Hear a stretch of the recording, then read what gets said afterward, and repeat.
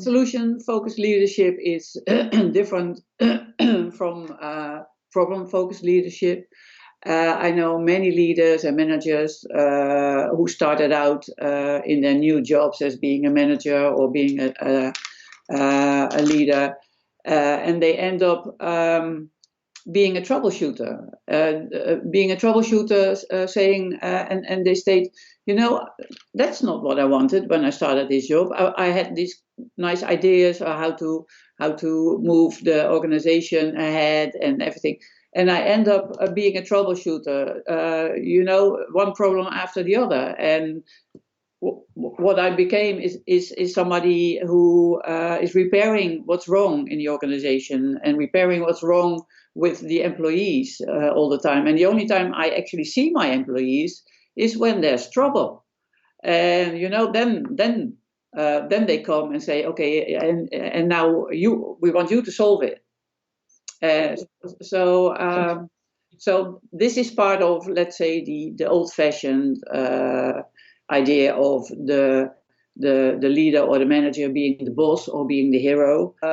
Everybody, you come to me and I'll take care of it. I'll resolve it, and I can be the hero. But then being the hero is quite a dangerous thing, of course, because look at people like Lenin and other people, because at one point you're the hero, at another point, they get rid of you. So that's the old-fashioned idea.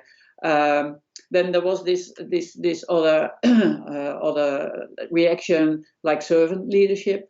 Not being the boss and the only expert, and people had to listen to you, and people had to do whatever you told them.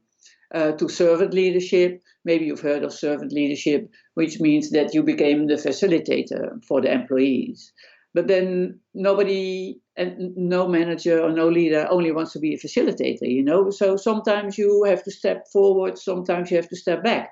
And so that means that in this metaphor of host leadership, sometimes you should be the hero, and sometimes you should be the, let's say, the facilitator, and step back and ask your employees to come up with solutions themselves instead of you doing this all the time. So it's like the dance, it's the leader or the manager,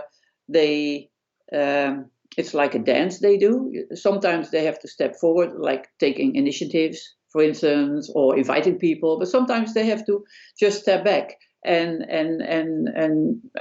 perhaps or certainly have the overview of what's going on, but not being in the center of attention all the time. The employees should be facilitated to be in the center of attention, and they should come up with the solutions.